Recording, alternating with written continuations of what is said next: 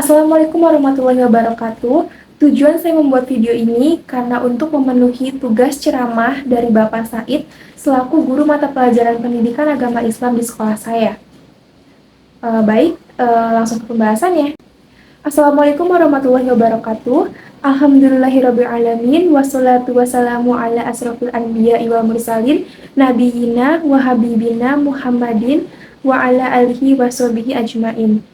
Yaman tabi'ahu bi ihsani ala yaumiddin amma ba'du.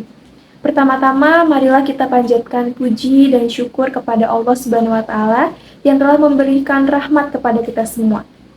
Pada kesempatan kali ini, saya akan memberikan sedikit ceramah tentang anti galau sepanjang hidup dengan mengingat Allah Subhanahu wa taala. Galau atau gundah adalah perasaan cemas, gelisah, ataupun bimbang yang mengandung ketidaksenangan. Biasanya perasaan tersebut muncul ketika harapan ataupun keinginan kita tidak tercapai. Sebagai seorang mukmin, tidaklah pantas kita merasakan galau, karena Rasulullah SAW pernah bersabda, "Sungguh menakjubkan urusan orang mukmin. Sesungguhnya semua urusannya merupakan kebaikan, dan itu tidak dimiliki seorang pun selain orang mukmin. Bila ia mendapatkan kesenangan, ia bersyukur, dan syukur itu merupakan kebaikan baginya. Serta bila ia tertimpa musibah, ia bersabar, dan sabar itu merupakan kebaikan baginya." Hadis riwayat Muslim. Hadis tersebut menjelaskan bahwa keadaan adalah baik bagi seorang mukmin, sehingga tidak ada hal yang membuat kita bersedih melebihi batas kewajaran. Apabila kita sedang dalam keadaan menyedihkan, menyusahkan, ataupun meletihkan, hendaklah kita bersyukur, karena bisa jadi Allah Subhanahu wa taala sedang menghapus dosa kita. Sebagaimana diriwayatkan dalam hadis Al-Bukhari, Rasulullah SAW bersabda, "Tidaklah seorang muslim tertimpa keletihan, penyakit, kesusahan, kesedihan, gangguan, kegundah-gulanaan, hingga duri yang menusuknya, melainkan Allah akan menghapuskan sebagian dari kesalahan-kesalahannya." Nah, ada beberapa solusi nih untuk mengatasi rasa galau ketika sedang menyerang. Yang pertama pastinya sholat. Di dalam sholat terdapat kedamaian yang sangat besar bagi jiwa dan ketenangan bagi ruh. Dalam sholat juga terdapat obat untuk penyakit kejiwaan seperti cemas dan gelisah. Allah Subhanahu wa taala berfirman, "Innal insana khuliqa halu'a, idza massahu syarru jazua, wa idza massahul khairu manu'a, illal musallin alladzina hum ala sholatihim daimun." Artinya, sesungguhnya manusia diciptakan bersifat keluh kesah lagi pikir. Apabila ia tertimpa kesusahan, ia berkeluh kesah, dan apabila ia mendapat kebaikan, ia amat kikir. Kecuali orang-orang yang mengerjakan sholat, yang mereka itu tetap mengerjakan sholat. Quran Surat Al-Ma'arij ayat 19-23. Nah, bisa jadi rasa galau tersebut merupakan efek dari banyaknya perbuatan buruk atau dosa yang kita lakukan. Maka dengan sholat, bisa jadi menghapuskan keburukan atau dosa yang kita lakukan. Sebagaimana firman Allah dalam Quran Surat Hud ayat 114 yang berbunyi, "Wa aqimis sholata torofayin nahari wa zulafam minal layl, innal hasanati yuzhibnas sayyi'at. Zalika dzikra lizakirin." Yang artinya, dan dirikanlah sholat itu pada kedua ujung siang, pagi dan petang, dan pada bagian permulaan daripada malam. Sesungguhnya perbuatan-perbuatan yang baik itu menghapuskan perbuatan-perbuatan yang buruk atau dosa. Itulah peringatan bagi orang-orang yang ingat Allah Subhanahu wa taala. Di dalam sholat terdapat aktivitas yang mengingat Allah, menghambakan diri kepada Allah, merendahkan diri kepada Allah. Dengan demikian, dengan sholat membuat hati menjadi tenang. "Walaqad na'lamu annaka yadhiqu sadruka bima yaqulun, fasabbih bihamdi rabbika wa kun minas sajidin, wa'bud rabbaka hatta ya'tiyakal yaqin." Dan kami sungguh-sungguh mengetahui bahwa dadamu menjadi sempit disebabkan apa yang mereka ucapkan. Maka bertasbihlah dengan memuji Tuhanmu dan jadikanlah kamu termasuk di antara orang-orang yang bersujud. Dan sembahlah Tuhanmu sampai datang kepadamu sesuatu yang yakin atau ajal menjemput. Quran Surat Al-Hijr ayat 97-99. Yang kedua, ada membaca Al-Quran.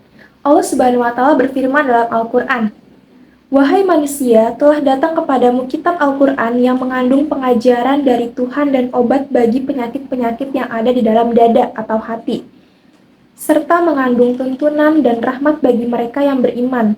Quran Surat Yunus ayat 57. Ketika seorang hamba banyak membaca kitab suci Al-Quran, insya Allah akan terbukti betapa besarnya pengaruh Al-Quran sebagai obat hati yang gelisah. Ibadah unggulan yang dapat seorang hamba lakukan untuk mendapatkan ketenangan hati yaitu dengan sholat dan membaca Al-Quran. Karena ketika kita sholat, kita seperti sedang berbicara kepada Allah Subhanahu wa Ta'ala. Dan pada hakikatnya, hati manusia ada di tangan Allah. Maka ketika ingin mendapatkan ketenangan hati, salah satunya bisa dengan berzikir kepada Allah Subhanahu wa Ta'ala. Seperti firman Allah pada Quran Surat Ar-Ra'd ayat 28 yang berbunyi, "Orang-orang yang beriman dan hati mereka menjadi tentram dengan mengingat Allah. Ingatlah, hanya dengan mengingat Allah lah hati menjadi tentram." Rasulullah SAW juga mengingatkan tentang pentingnya membaca Al-Quran. Beliau bersabda, "Janganlah kalian jadikan rumah-rumah kalian sebagai kuburan. Sesungguhnya setan itu akan lari dari rumah yang di dalamnya dibacakan surat Al-Baqarah." Hadis sahih riwayat Muslim. Dengan membaca Al-Quran, kita bisa menjauhkan rumah kita dari gangguan setan sehingga kita bisa meminimalkan perbuatan maksiat yang akan membuat hati kita menjadi semakin gelisah. Yang ketiga, ada doa pengusir rasa gundah. Doa adalah senjata andalan bagi seorang muslim. Dengan berdoa kepada Allah, merendahkan diri di hadapannya, Allah pasti akan menolong hamba-hambanya.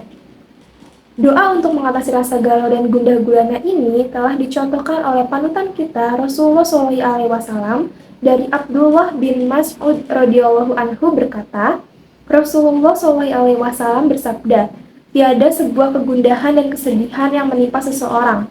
Lalu ia mengucapkan, "Wahai Allah, sesungguhnya saya adalah hambamu, dan anak lelaki dari hambamu lelaki dan anak lelaki dari hambamu perempuan. Ubun-ubunku berada di tanganmu. Hukummu berlaku pada diriku. Ketetapanmu adil pada diriku.